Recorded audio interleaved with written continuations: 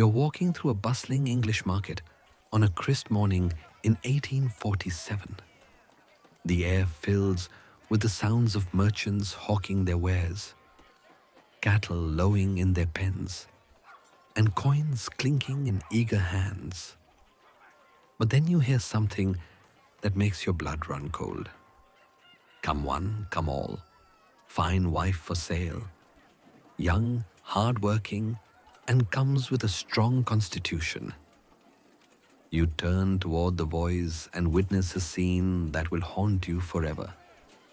There, standing on a wooden platform next to the livestock pens, is a woman with a rope halter around her waist. Her husband holds the other end, calling out to the growing crowd as if she were nothing more than a prized heifer. This isn't fiction. This isn't some medieval barbarity from centuries past. This was Victorian England, the supposed pinnacle of civilization, progress, and moral righteousness. And what you're witnessing is completely legal. Welcome to the bizarre and disturbing world of wife selling, where human beings were auctioned off like cattle, and society not only allowed it to happen, they often encouraged it. But before you judge these people too harshly, you need to understand something that will shake you to your core. For many women trapped in nightmarish marriages, being sold was their only hope of freedom. By the end of this story, you'll understand how a legal system so twisted and oppressive could drive ordinary people to such desperate measures. You'll discover the shocking truth about women's rights, or complete lack thereof, in Victorian England. And you'll learn how this barbaric practice actually gave some women more agency and choice than the supposedly civilized legal system ever did. But first, let me tell you about Martha Teasley, a woman whose story perfectly captures both the horror and the hope of wife selling in Victorian Bradford. The year was 1858, and Martha Teasley had reached her breaking point. For months, she had endured a marriage that had become nothing short of a living hell. Her husband, Hartley, showed her no love, no respect, and certainly no fidelity. The feeling was entirely mutual. But this wasn't just about two people falling out of love. This was about survival. Martha knew something that would terrify any modern woman. Under Victorian law, she literally did not exist as a person. The moment she had said, "I do," her legal identity had been completely absorbed into her husband's. She couldn't own property. She couldn't sign contracts. She couldn't even keep the money she earned from her own work. Everything, her body, her belongings, her very existence, belonged to Hartley. And divorce, that was a cruel joke played on anyone who wasn't aristocracy. To obtain a legal divorce in 1858, a couple needed 3 separate legal proceedings. First, a lawsuit for criminal conversation, essentially suing another man for damaging the husband's property by sleeping with his wife. Then an ecclesiastical divorce that didn't even allow remarriage. And finally, a private act of parliament to actually dissolve the marriage. The entire process could cost the equivalent of $15,000 to $20,000 in today's money. A fortune that would take a working class person decades to save, if they could save it at all. So when Martha and Hartley discovered that their neighbors had heard of something called wife selling, it seemed like a miracle. Here was a way out that would cost them shillings, not thousands of pounds. The plan was simple, if shocking. On Saturday evening, November the 20th, 1858, Martha would allow herself to be sold to the highest bidder at a beer house in the Shearbridge area of Bradford. But here's what makes this story remarkable. Martha wasn't a victim being traded against her will. She was an active participant in her own liberation. You see, Martha had already found her buyer. For weeks, she had been secretly meeting with a man who offered her something her husband never could: genuine affection and a promise of a better life. This man had agreed to purchase her, not because he saw her as property, but because it was the only legal way they could be together. The sale itself was elaborate theatre, designed to make the transaction appear as legally binding as possible. A bellman announced the event throughout Bradford. Witnesses gathered to observe the proceedings.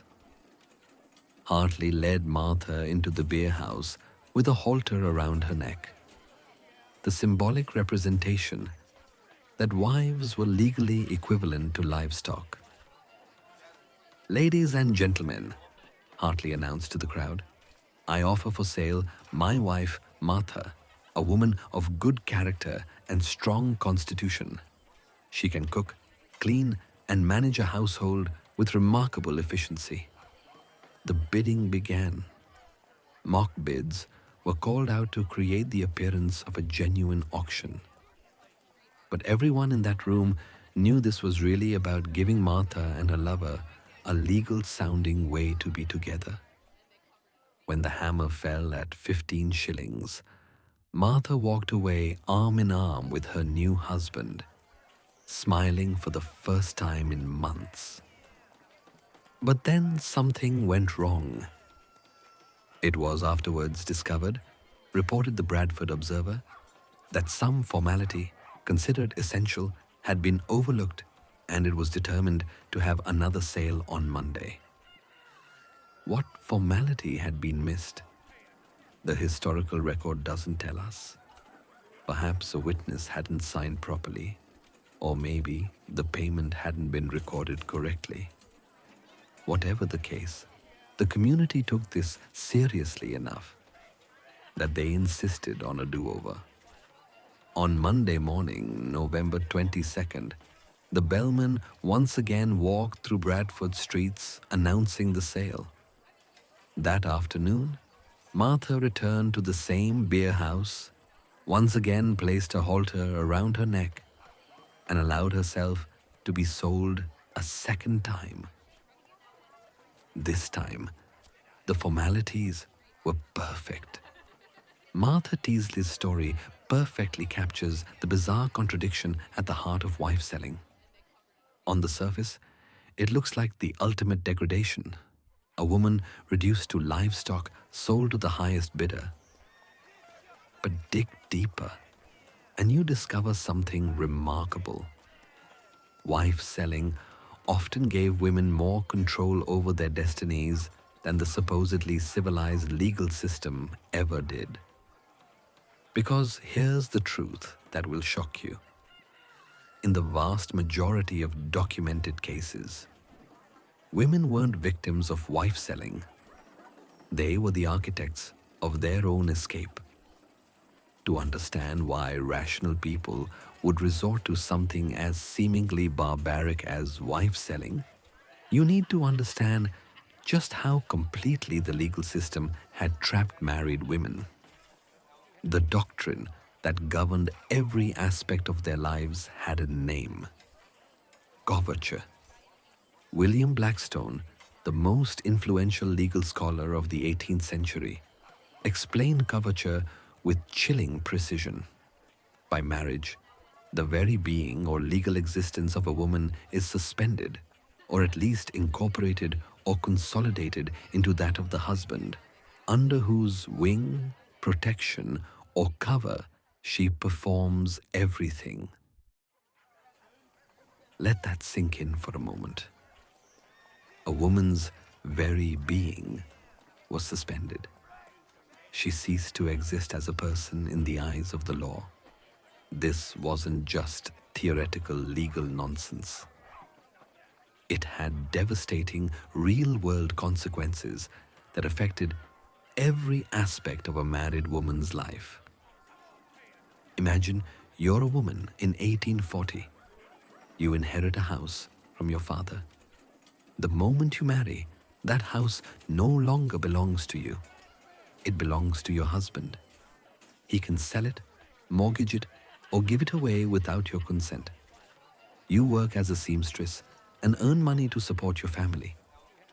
Every penny you earn legally belongs to your husband.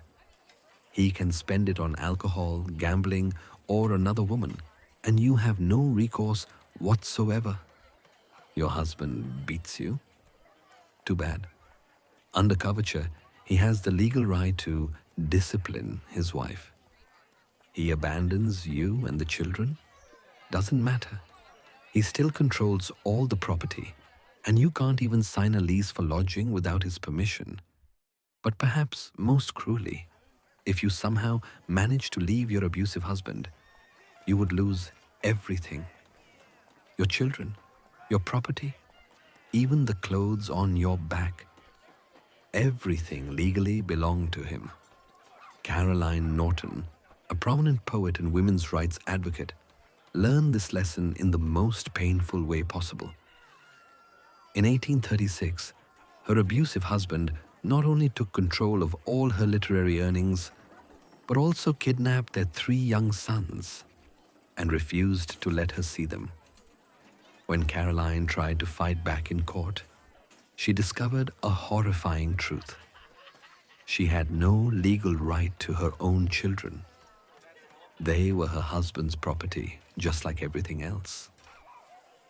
"I exist nowhere," Caroline wrote in anguish.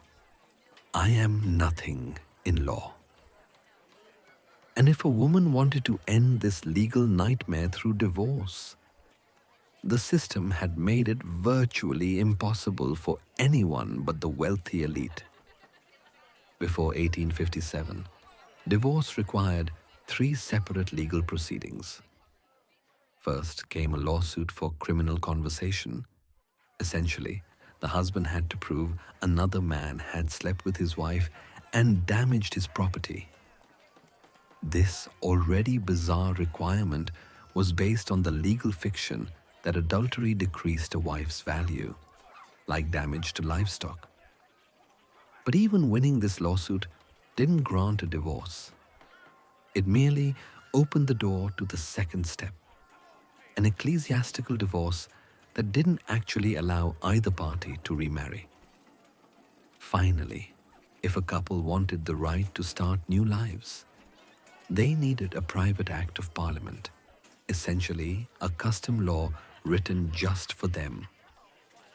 The cost was staggering.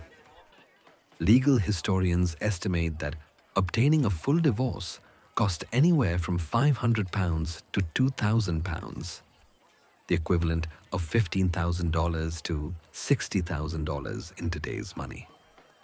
For context, a working-class family might earn £50 in an entire year. The numbers tell the story of just how impossible divorce really was. Between 1670 and 1857, nearly 2 centuries, Parliament passed only 325 private divorce acts. That's fewer than 2 divorces per year for the entire population of England.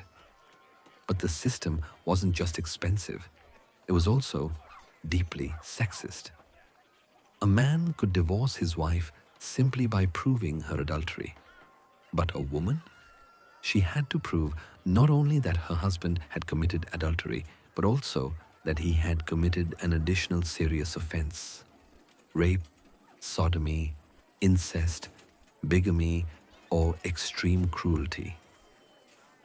Even then, success was far from guaranteed. The message was clear. Marriage was a one-way trap for women. Once you entered, the only way out was death. Is it any wonder that desperate people began looking for alternatives? When George Ray decided he could no longer live with his wife, he faced the same impossible choice as thousands of other working class men in Victorian England. Divorce was financially impossible. Separation meant losing everything he owned, since his wife would legally retain control of his property, even if they lived apart. So in 1847, George chose the only option available to him. He tied a halter around his wife's waist and headed to the nearest market. What happened next reveals the careful ritual that had evolved around wife selling, a ceremony designed to make the transaction appear as legally binding as possible. The process began long before the actual sale. George announced his intentions to the community, sometimes through newspaper advertisements, sometimes through word of mouth. This wasn't about secrecy. It was about creating witnesses and establishing legitimacy. "Be it known unto all men," read one typical announcement in a local paper, "that I, George Ray, do hereby give notice that I intend to sell my wife according to the ancient custom at the market cross on Saturday next." The ancient custom phrase is crucial. Wife sellers genuinely believed they were following legitimate legal tradition, not breaking the law. In communities across England, this practice had been passed down through generations as a form of folk divorce, a way for the poor to dissolve marriages when the official legal system failed them. On the day of the sale, the ritual followed strict conventions that seemed designed to mimic legitimate livestock auctions. George's wife was led to the market with a halter around her neck, waist, or arm. This wasn't necessarily about humiliation. It was symbolic language that everyone understood. In a legal system that classified wives as their husband's property, the halter made the comparison explicit. If society was going to treat women like cattle, then the ceremony would acknowledge that reality. At the market, she was placed on an elevated platform, sometimes a proper auction block, sometimes just a chair or barrel. A town crier or auctioneer often officiated, lending the proceedings an air of formal authority. Then came the bidding. But here's where the reality of wife selling diverged dramatically from its theatrical appearance. "Do I hear 1 shilling for this fine woman?" the auctioneer might call. 1 shilling, came a voice from the crowd. 2 shillings? 3? The bidding continued, often with considerable enthusiasm from onlookers. But in the vast majority of cases, this was elaborate theatre. The real buyer had been chosen long before the auction began.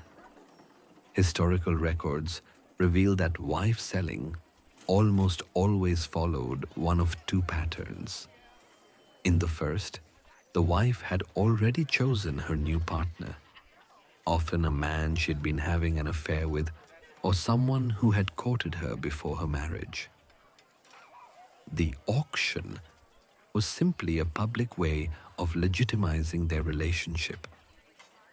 In the second pattern, the husband and wife had mutually agreed to separate, and the sale was a way of transferring legal responsibility from the husband to another man, sometimes a relative or friend who agreed to act as the woman's protector.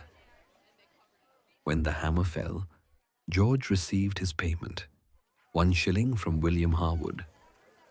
The transaction was recorded with all the solemnity of a legitimate business deal. Witnesses signed documents. Money changed hands. The wife was formally transferred. Harwood walked off arm in arm with his smiling bargain, reported one observer, with as much coolness as if he had purchased a new coat or hat. That smile is crucial. In case after case, historical accounts describe wives who appeared happy, even relieved, to be sold. They weren't victims being traded against their will. They were women seizing one of the few opportunities their society offered to escape unhappy marriages. But the ritual wasn't over yet. Many wife sellers drew up elaborate contracts to make the transaction appear even more legally binding. One surviving document from 1815 reads, "Be it known unto all men that I, John Smith, do hereby freely give up all my right and title to my said wife, Mary Smith, and do transfer all interest I may have in her person and property to Thomas Johnson, who has this day paid me the sum of £5 for the same." The contract continues with provisions about children, property, and future responsibilities. Reading like a legitimate legal document, because that's exactly what the participants believed it to be. The community often treated these transactions as binding as any official marriage or divorce. The new couple would live together openly, often for decades, while the original husband was free to remarry or live as a bachelor. Everyone understood the rules of this alternative system, and for the most part, everyone respected them. But what makes this even more remarkable is how often women initiated or controlled the entire process. In 1824, a Manchester newspaper reported something extraordinary. A wife sale where the woman refused to accept the highest bidder. After several biddings, she was knocked down for 5s. But not liking the purchaser, she was put up again for 3s and a quart of ale. This single sentence reveals something crucial about wife selling that challenges every assumption about helpless women being traded like livestock. The woman in question had veto power. She could reject a buyer she found unacceptable and demand to be offered again to someone more suitable. This wasn't an isolated incident. Historical records are filled with examples of women exercising remarkable agency within the wife-selling system, often more agency than they possessed anywhere else in Victorian society. Meet Elizabeth Johnson, whose story unfolded in 1832 in the bustling market town of Carlisle. Elizabeth had been married to Joseph Thompson for 3 years, and both had come to the mutual conclusion that their marriage was a disaster. But here's what makes Elizabeth's story remarkable. She didn't wait for her husband to arrange her sale. She took control of the process herself. Elizabeth approached Henry Mears, a local man who had caught her interest, and convinced him to participate in the transaction. She even helped arrange the financing, something that sounds impossible given that married women couldn't legally own money, but which happened regularly in the informal economy of wife selling. On the day of the sale, Joseph placed Elizabeth on a large oak chair with a straw halter around her neck. But this wasn't the humiliation it appeared to be. Historical accounts describe Elizabeth as calm and confident throughout the proceedings, smiling and even joking with the crowd. When the bidding ended an hour later, Henry Mears had purchased Elizabeth for 20 shillings and a Newfoundland dog. The parties separated in perfect good temper, Mears and Elizabeth going one way, Joseph and the dog another. But Elizabeth's story doesn't end there. 20 years later, She inherited property from Joseph's estate. When other relatives challenged her claim, arguing that the sale had dissolved all legal ties, Elizabeth successfully defended her right in court. The judge ruled that despite the sale, she remained Joseph's legal widow and entitled to inheritance. This creates a fascinating paradox. The informal wife-selling system gave Elizabeth the practical freedom to leave an unhappy marriage and start a new life, while the formal legal system still recognized her rights from the original marriage when it served her interests. Elizabeth had successfully navigated both systems to maximize her options, something that would have been impossible for a woman relying on official channels alone. Then there's the story of Mary Henderson, documented in Yorkshire court records from 1845. Mary's case demonstrates how some women used wife selling not just to escape bad marriages, but to escape poverty itself. Mary was married to a chronically unemployed man who spent more time in taverns than looking for work. As the sole breadwinner in the family, Mary had grown frustrated with supporting a husband who contributed nothing to their household. But under coverture, every penny she earned legally belonged to him, leaving her trapped in poverty despite her own industriousness. When Mary met William Clark, a prosperous farmer who offered her both affection and financial security, she saw an opportunity to transform her life. But there was a problem. William couldn't simply ask Mary to leave her husband and live with him.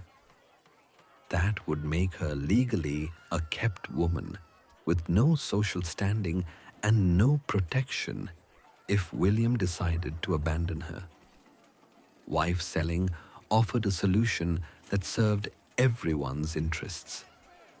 Mary's husband would receive enough money to support himself for several months, longer than Mary's earnings had ever sustained him. William would gain a hard-working wife who could contribute to his farm's success. And Mary would escape both an unproductive marriage and grinding poverty. The sale took place in the yard of a local inn, with Mary wearing a blue ribbon around her arm instead of the traditional rope halter.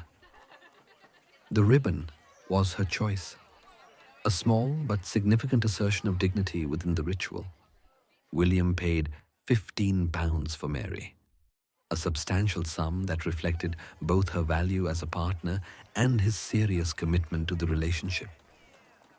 By all accounts, the marriage was a success that lasted until Mary's death 30 years later.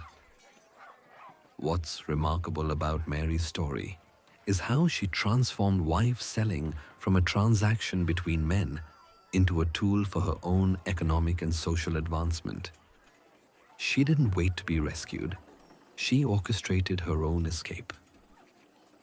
But perhaps the most revealing case involves a woman whose name we don't even know, recorded only as Mrs. B in an 1849 police report from Birmingham.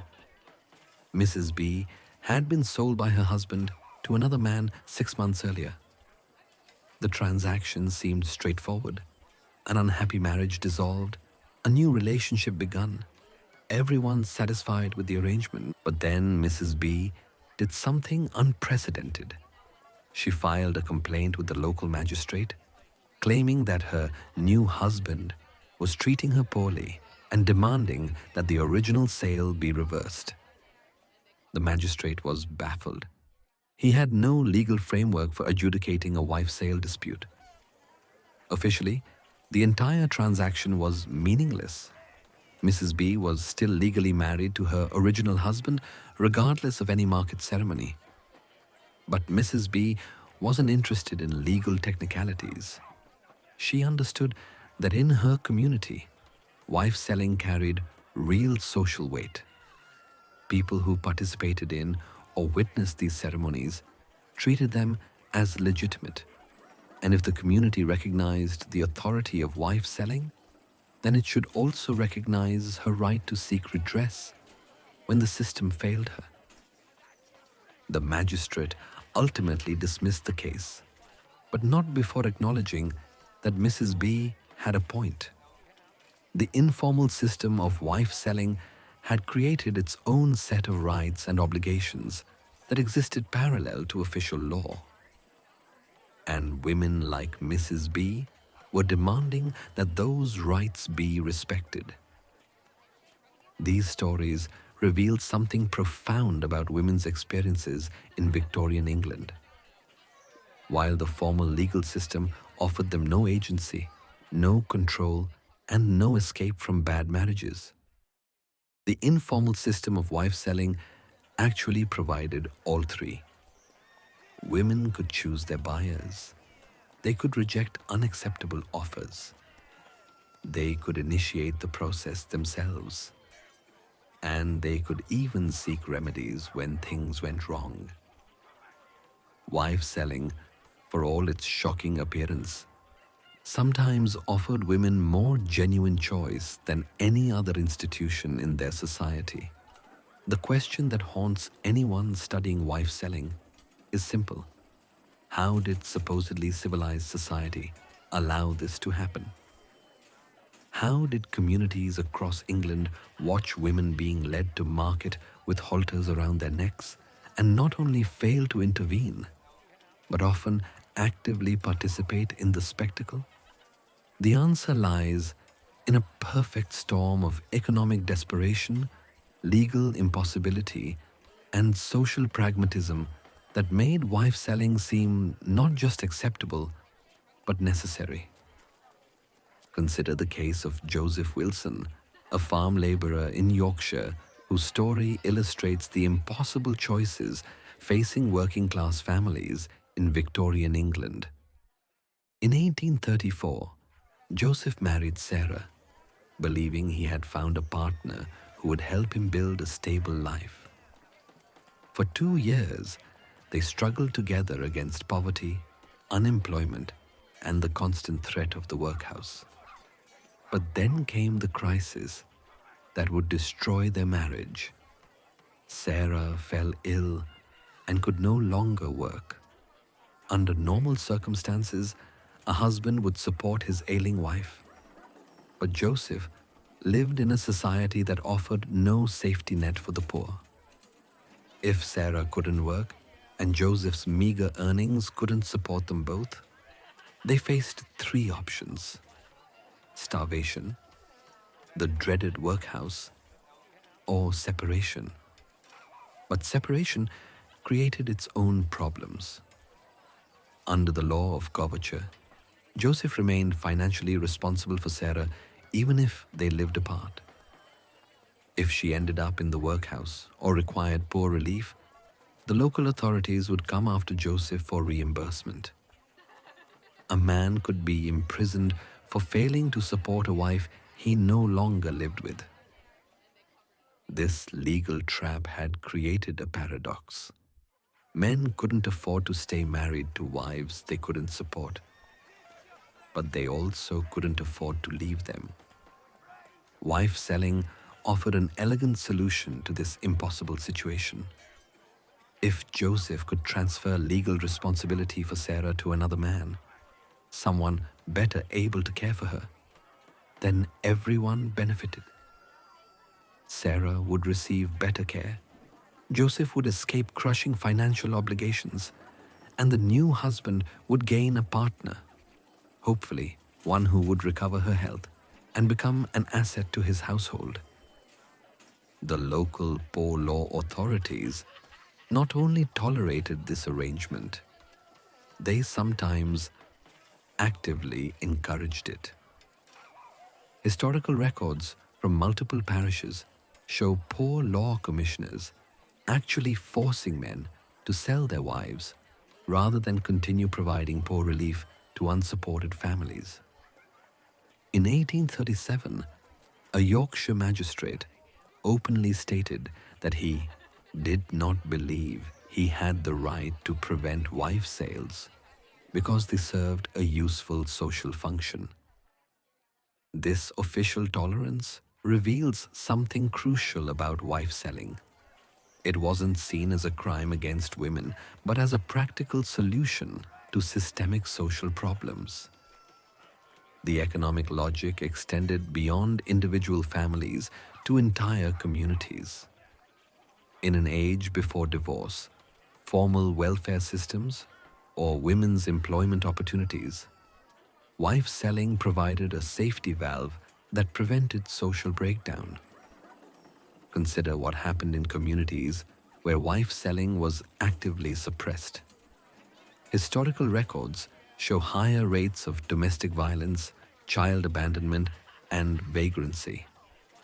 When people had no legal escape from impossible situations, they often resorted to more destructive alternatives. But the economics of wife selling revealed something even more interesting. The prices paid for wives weren't arbitrary. They reflected genuine assessment of women's economic value and social desirability. The records show enormous variation in sale prices. Some women sold for a few shillings, barely enough to buy a meal. Others commanded pounds, significant sums for working class families. These price differences weren't random. They reflected the same factors that influenced all marriage decisions in a society where matrimony was largely an economic partnership. Young, healthy women with useful skills commanded higher prices. Women with children might sell for less, unless the children were old enough to contribute labor.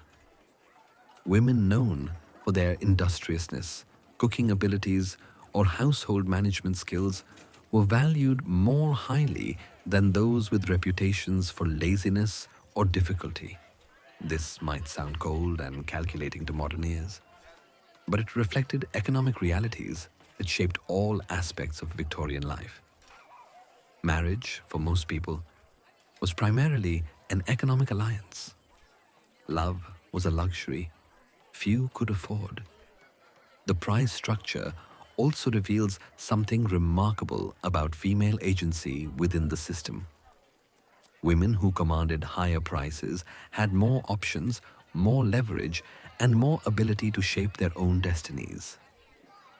In a society that offered women almost no legitimate economic power, the wife-selling market actually created a form of value that women could influence and benefit from.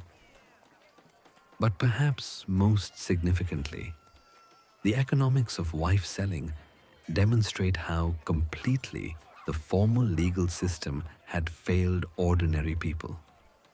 When the law makes it impossible for working families to solve their problems through legitimate channels, they create alternative systems that serve their needs. Wife selling flourished not because people were barbaric or ignorant, but because they were pragmatic. Faced with legal divorce that cost more than they could earn in a lifetime, they developed a folk alternative that cost a few shillings and could be completed in an afternoon. The system worked so well that it persisted for nearly 3 centuries, adapting to changing circumstances while serving the same basic function, allowing people to escape impossible marriages without destroying themselves financially. By the 1840s, wife selling had become so accepted in many communities that local newspapers advertised upcoming sales alongside livestock auctions. The Sheffield Independent regularly ran notices like, "Wife sale to be sold on Thursday next at the Market Cross. A wife aged 24 of good character and considerable ability in household management." These advertisements reveal how completely wife selling had been normalized. It wasn't hidden or shameful. It was public, announced, and treated as legitimate business. But this normalization also contained the seeds of the practice's eventual destruction. By the 1850s, something was shifting in English society's attitude toward wife selling. What had once been viewed as a practical necessity was increasingly seen as an embarrassing relic of a more primitive past. The case that marked the turning point involved a man named Thomas Hardy, not the famous novelist, but a Bradford mill worker whose wife's sale in 1847 created a scandal that reverberated across England. Hardy had arranged to sell his wife Ellen following the usual protocol. The sale was announced in advance, witnesses gathered, and the ritual proceeded according to tradition. Ellen was purchased by a man named James Johnson for £2, a respectable price that suggested genuine commitment on Johnson's part.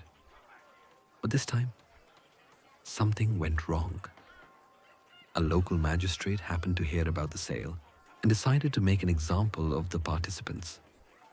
Hardy, Ellen, and Johnson were all arrested and charged with conspiracy to commit fraud. The trial that followed revealed the deep contradictions in society's attitude toward wife selling. The prosecutor condemned the practice as a brutal exhibition of depravity that reduces human beings to the level of cattle. He painted Ellen as a victim of masculine cruelty, forced to endure the humiliation of public auction.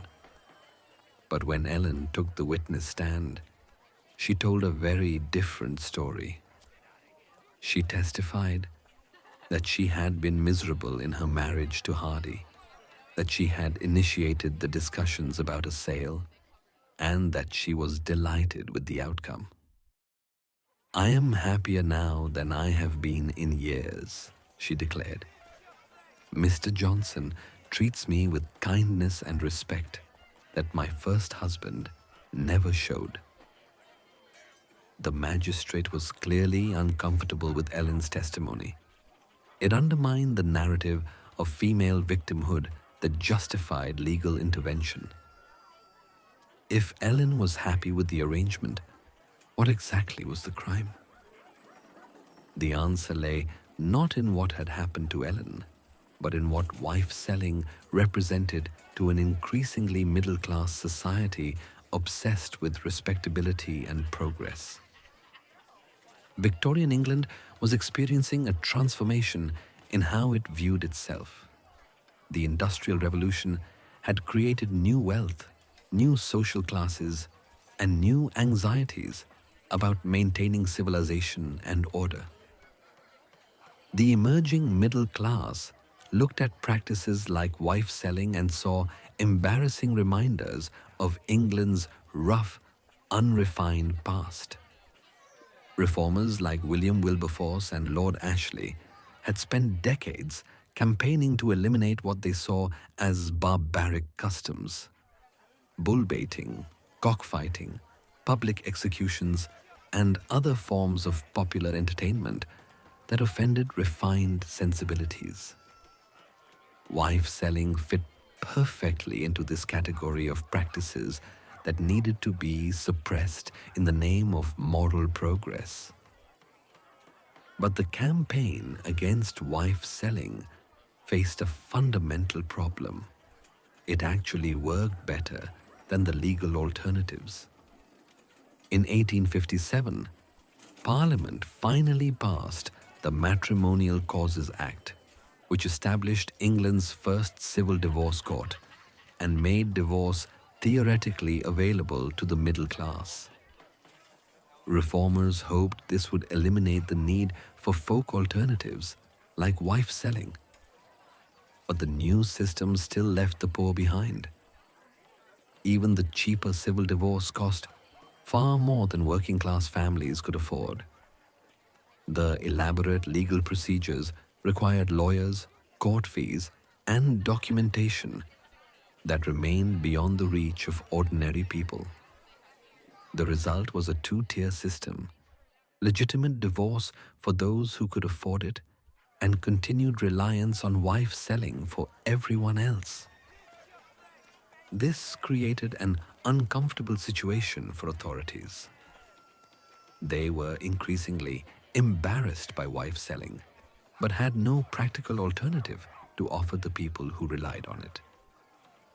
The compromise solution was selective enforcement. Authorities began prosecuting wife sales when they became too public or too scandalous, while generally ignoring the quiet arrangements that continued in rural communities. The 1869 case of Robert Chambers perfectly illustrates this new approach. Chambers, a farmer, had sold his wife at a well-attended market auction that generated considerable newspaper coverage. The publicity forced authorities to act, and Chambers was sentenced to 1 month of hard labor. But the prosecution's own files revealed that local police knew of at least 6 other wife sales in the same district that year, all of which they ignored because they were conducted quietly without media attention. This selective enforcement had a predictable effect. Wife selling didn't disappear, but it went underground. Instead of public auctions with bellmen and witnesses, couples increasingly relied on private arrangements, documented only by simple contracts. Historical records show this shift clearly. Public wife sales declined dramatically after 1860, but private transfers actually increased. People still needed the service that wife selling provided. They just learned to be more discreet about it. The final blow to public wife selling came not from legal prohibition, but from social shame. As literacy rates increased and newspaper coverage spread, stories of wife sales began to generate national embarrassment. What had once been local community business became fodder for London newspapers that portrayed provincial England as backward and uncivilized. The case that sealed wife selling's fate involved a Salvation Army member named William Thompson, who sold his wife for a shilling in 1889. The irony of a religious reformer participating in the practice generated widespread mockery and condemnation. Editorial writers had a field day contrasting the Salvation Army's moral pretensions with Thompson's primitive behavior. After the Thompson case, even communities that had tolerated wife selling for generations began to turn against it. The practice had become too associated with backwardness and embarrassment to survive in an increasingly connected world. But the suppression of wife selling created a new problem. What were desperate people supposed to do? As wife selling faded into history, English law finally began addressing the problems that had made such desperate measures necessary in the first place. But the legal reforms that transformed women's lives didn't come from benevolent male legislators suddenly discovering compassion. They came from decades of organized feminist activism and the undeniable evidence that the existing system was destroying families and communities. The woman who arguably did more than anyone to trigger this legal revolution was Caroline Norton, the same poet whose husband had stolen her children and her earnings in 1836. But Caroline didn't respond to her tragedy by accepting her fate. She fought back with the most powerful weapon at her disposal, her pen. Caroline's pamphlets and articles systematically exposed the absurdities and cruelties of coverture to an increasingly literate public. Her 1855 letter to Queen Victoria, a letter to the Queen on Lord Cranworth's marriage and divorce bill, became one of the most influential feminist texts of the Victorian era. "I write as one injured woman to another," Caroline told the Queen, "to point out that the law of England does not protect you when your husband robs you of your earnings, kidnaps your children, or abandons you to starve." Caroline's campaign was brilliantly strategic. Rather than making abstract arguments about women's rights, she focused on specific, undeniable injustices that even conservative readers found shocking. She documented cases of wives whose husbands had sold their personal belongings, stolen their inheritances, and prevented them from seeing their children, all perfectly legal under English law. But Caroline's greatest insight was recognizing that coverture didn't just harm women, it created social and economic problems that affected everyone. When wives couldn't own property or sign contracts, families couldn't function as economic units. When mothers had no legal rights to their children, child welfare suffered. When women couldn't escape abusive marriages, domestic violence escalated. Caroline's arguments found support from an unexpected source: the business community. As England's economy became more complex, the legal fiction that married women didn't exist was becoming a practical nightmare. What happened when a married woman inherited a business? Under coverture, her husband automatically gained control, even if he knew nothing about running it. What happened when a woman's skills and labor were essential to a family enterprise, but she couldn't legally sign contracts or make agreements? The economy was increasingly dependent on women's work, but the law pretended they didn't exist. The pressure for reform intensified after a series of high-profile legal disasters. In 1850, a successful businesswoman named Isabella Beeton, yes, the famous cookbook author, nearly lost her publishing empire when her husband's creditors claimed that all her assets belonged to him under coverture. The case generated enormous publicity and highlighted how outdated laws were stifling economic growth. Parliament's response was characteristically gradual and incomplete. The Matrimonial Causes Act of 1857 established civil divorce courts, but still made divorce far more difficult for women than men.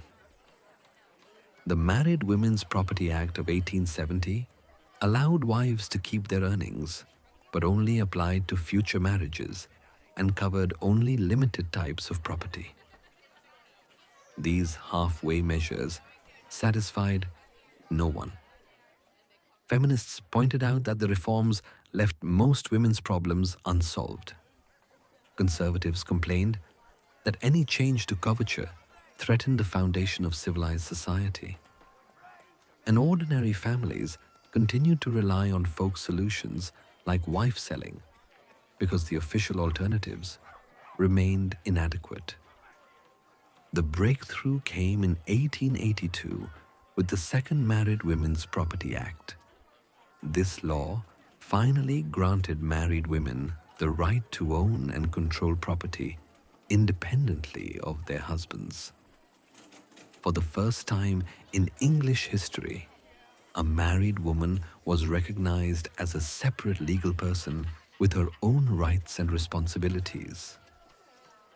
The change was revolutionary. Suddenly, women could own businesses, sign contracts, inherit property, and make wills. They could sue and be sued in their own names. They became, in legal terms, full human beings, rather than appendages of their husbands. But perhaps most importantly, the 1882 Act eliminated the economic incentives that had driven wife selling. If women could own property and control their earnings, they were no longer financial burdens that men needed to transfer to others. If they could sign contracts and make legal agreements, they could negotiate their own separations and support arrangements. The correlation between legal reform and the decline of wife selling is striking. Historical records show a sharp drop in wife sales after 1882, with only scattered cases reported after 1890. The last documented wife sale in England occurred in 1913, 31 years after women gained property rights. But the legal revolution went beyond property rights. The Guardianship of Infants Act of 1886 gave mothers equal rights to child custody, eliminating one of the major factors that had trapped women in unhappy marriages. The Summary Jurisdiction, Married Women Act of 1895 allowed magistrates to grant separation orders in cases of domestic violence, providing an affordable alternative to expensive divorce proceedings. By 1900, English law had transformed beyond recognition. Women who would have been completely powerless just 50 years earlier could now own businesses, control their earnings, gain custody of their children, and leave abusive marriages through legal channels that cost shillings rather than thousands of pounds. The transformation wasn't complete. Women still couldn't vote, faced employment discrimination, and encountered numerous legal barriers. But the foundation had been laid for the modern understanding of women as independent legal persons with inherent rights. And with that transformation, the desperate folk remedy of wife selling finally became unnecessary. In 1913, a woman named Emily Hartwell stood in a Leeds police court giving testimony that would mark the end of an era. She told the magistrate that her husband had sold her to one of his workmates for £1. The last documented case of wife selling in English history. But Emily's story wasn't one of victimization. Like so many women before her, she had actively participated in arranging her own sale. Her marriage had become intolerable, and wife selling offered the only escape route her society provided. By 1913, however, Emily had other options that hadn't existed for earlier generations. She could have petitioned for a separation order based on her husband's cruelty. She could have retained control of her own earnings and property. She could have gained custody of any children from the marriage. The fact that Emily chose the ancient ritual of wife selling instead of these legal alternatives reveals something profound about social change. Laws change faster than cultures. Even when the legal system had finally caught up with people's needs, the old folk remedies persisted out of habit, tradition, and distrust of official institutions. Emily Hartwell's case marked the end of wife selling, not because it was suddenly prohibited, but because it was finally unnecessary. So what are we to make of this bizarre chapter in English history? How should we judge a practice that seems so obviously degrading and yet often served as women's only path to freedom? The story of wife selling forces us to confront uncomfortable truths about the relationship between law, justice, and human dignity. For nearly 3 centuries, England's legal system was so oppressive toward women that being sold like livestock actually represented an improvement in their circumstances. This isn't an argument in favor of wife selling. It's an indictment of a society that made such desperate measures necessary. The women who participated in wife sales weren't ignorant victims who didn't understand their own degradation.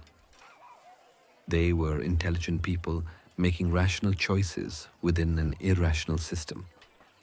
When the law offered them no agency, no escape, and no hope, they created alternative institutions that served their needs. Martha Teasley, who insisted on being sold twice to get the formalities right, understood exactly what she was doing. She was using the only tool her society provided to escape an unhappy marriage and find a better life. The fact that this tool required her to wear a halter and stand on an auction block reveals the depths of legal oppression she faced, not her own lack of dignity. Elizabeth Johnson, who helped arrange her own sale and later successfully defended her inheritance rights in court, demonstrated remarkable legal sophistication. She understood how to navigate both the formal and informal systems to maximize her options and protect her interests. These women weren't victims. They were pioneers who refused to accept the limitations their society tried to impose on them. But the story of wife selling also reveals something disturbing about how societies rationalize oppression. The same legal scholars who designed the system of coverture that trapped women in impossible marriages were often the ones who condemned wife selling as barbaric and degrading. William Blackstone, who wrote that married women's very being was suspended under the law, also condemned wife selling as contrary to civilized values. The magistrates who enforced laws that gave husbands absolute control over their wives' property and persons were shocked that desperate people would resort to folk remedies to escape impossible situations.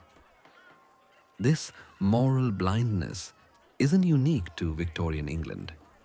Throughout history, oppressive systems have maintained their legitimacy by condemning the desperate expedients they force people to adopt.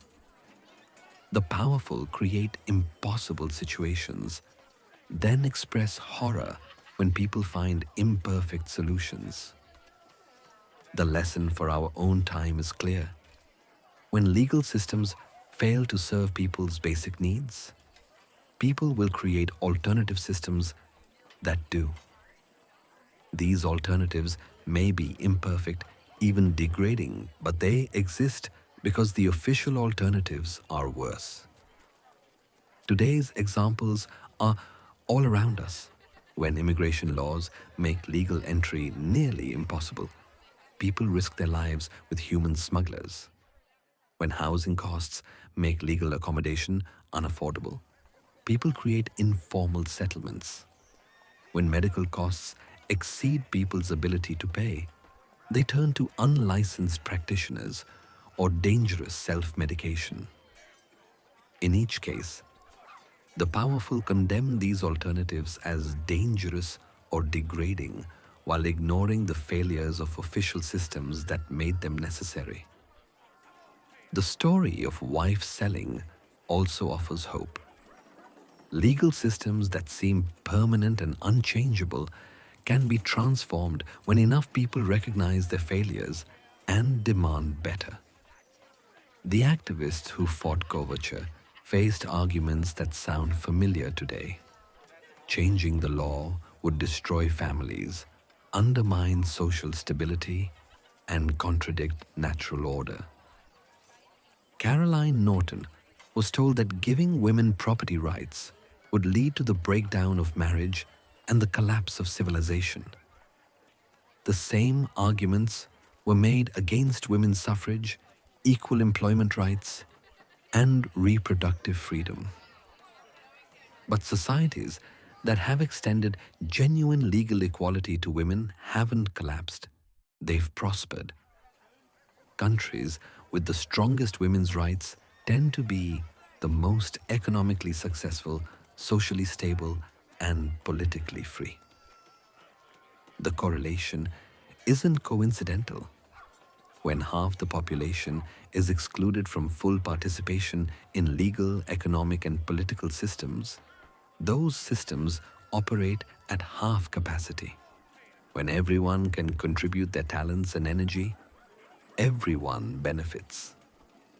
This might be the most important lesson from the strange history of wife selling.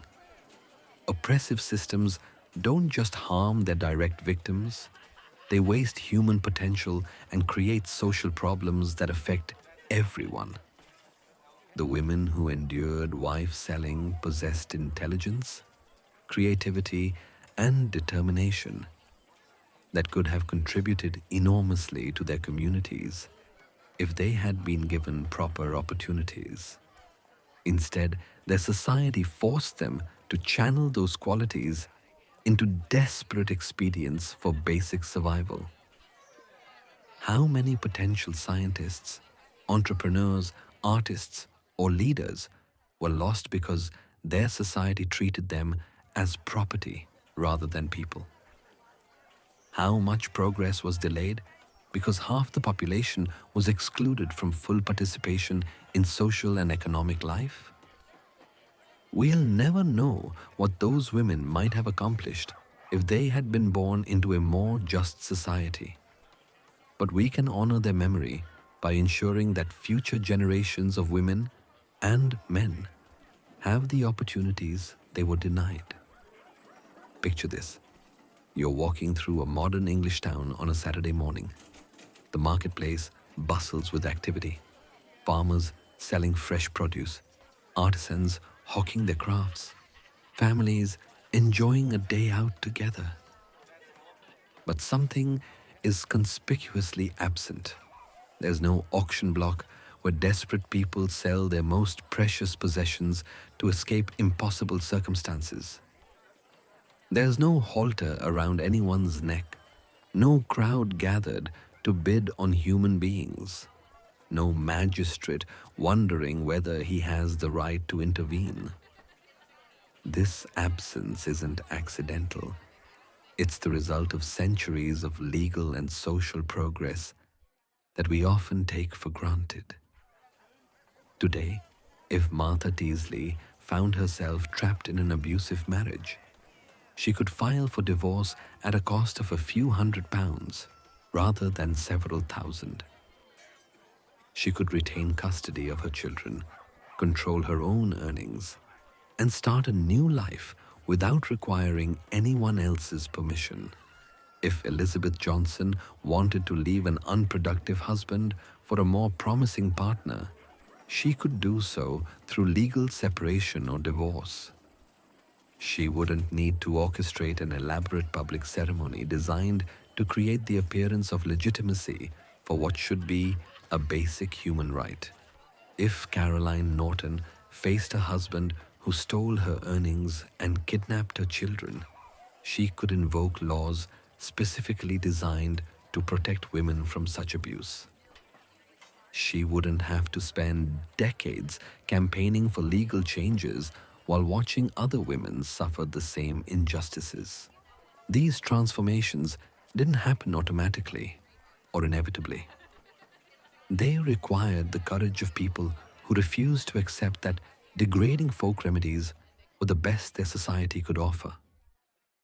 They demanded better, fought for change, and gradually created the legal frameworks that protect women's rights today. But the story of wife selling also reminds us that progress isn't permanent. Legal rights that seem secure can be eroded if people become complacent about defending them.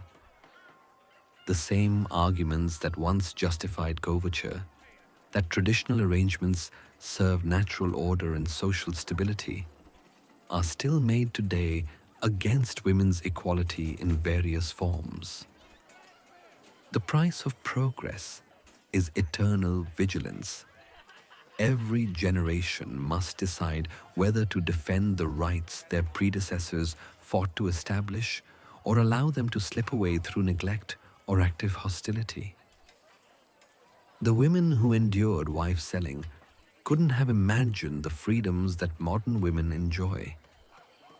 But they laid the groundwork for those freedoms by refusing to accept their circumstances as unchangeable. They demonstrated that human dignity can survive even the most oppressive systems, and that people will always find ways to assert their humanity, even when society tries to deny it. Their legacy lives on every time a woman signs a contract, owns property, keeps her earnings, gains custody of her children, or leaves an unhappy marriage through legal channels that recognize her as a full human being rather than someone else's property. That legacy is worth remembering, worth protecting, and worth extending to anyone, anywhere, who still faces legal systems that treat them as less than fully human. The last wife sale in England occurred in 1913. May it remain the last, not because such practices were prohibited, but because they finally became unnecessary in a society that recognized the equal dignity and rights of all its members. But that recognition remains incomplete. Around the world, women still face legal systems that treat them as property, that deny them control over their own lives and destinies, that force them into desperate expedients for basic survival. The story of wife selling in Victorian England isn't just historical curiosity. It's a reminder of what happens when laws fail to serve justice and human dignity. It's a call to continue the work that Caroline Norton, Martha Teasley, Elizabeth Johnson, and thousands of other women began. The work of creating a world where no one needs to be sold to be free. Their stories deserve to be remembered not as embarrassing relics of a primitive past, but as evidence of human resilience and the irrepressible demand for dignity that ultimately transforms even the most oppressive societies. In honoring their memory, we commit ourselves to ensuring that future generations will look back on our own legal limitations with the same mixture of horror and admiration. Horror at the injustices we tolerated, and admiration for our efforts to overcome them. The marketplace, where women once stood with halters around their necks, is now a symbol of how far we've come. May it also remind us of how much further we still have to go.